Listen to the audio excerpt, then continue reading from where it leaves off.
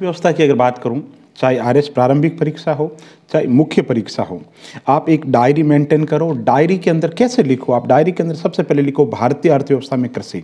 तो जीडीपी में कृषि का क्या योगदान है, कृषि निर्यात के लिए सरकार कौन कौन सी स्कीम चला रही है, कौन कौन से ऐप है, कौन कौन सी स्कीम चलाई जा रही है, एक छोटी सी लिस्ट बनाओ।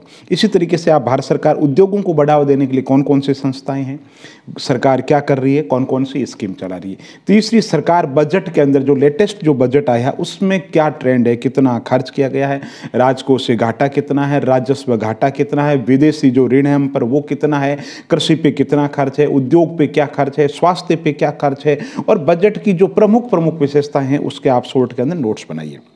इसके अलावा 2 पेज के अंदर जो आर्थिक समीक्षा है उसका सारांश लिखिए कि वृद्धि दर क्या अनुमानित की गई है, ठीक है, और बाकी जो मेन पॉइंट कि इन चीज़ों पे जो हमारी आर्थिक समीक्षा है, फोकस है, उसके 15 से 20 पॉइंट मोटा मोटी होते हैं, उन पॉइंट को शॉर्ट के अंदर आप लिख लीजिए।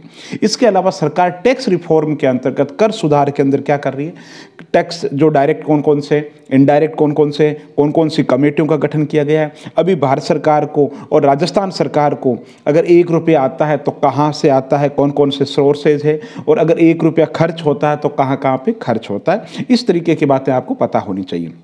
इसके अलावा सरकार गरीबों के लिए, महिलाओं के लिए, बच्चों के लिए, वृद्धों के लिए, दिव्यांगजनों के लिए कौन कौन सी महत्वपूर्ण जो स्कीम है वो चलाई जा रही है। अभी जो लेटेस्ट के अंदर जो योजनाएं चलाई जा रही है उनकी बहुत अच्छे तरीके से आपको पता होना चाहिए कि इस योजना का शुभारंभ किस तारीख को किया गया, किस शहर से किया गया, ठीक, और केंद्र और राज्य की इसके अंतर्गत जो भागीदारी का प्रतिशत है वो प्रतिशत क्या है, और कोई बहुत बड़ा फिगर है जो बहुत बड़ी फ्लैगशिप योजना है और जिसका उद्देश्य है कि साहब इतने लाख लोगों को कवर करना, ये राशि है तो वो राशि आपको आनी चाहिए। तो इस तरीके से भारत की अर्थव्यवस्था को आप रुचि के साथ में, है ना, शेयर बाजार के अंदर क्या हो रहा है रोज पढ़ रहे हैं, बैंक दर क्या है, नगद आरक्षण अनुपात क्या है, वैधानिक तरलता अनुपात क्या है, रोजमर्रा की जिंदगी के अंदर अखबार के अंतर्गत जो शब्दावली आती है उनसे आपको अच्छे तरीके से परिचित होनी चाहिए।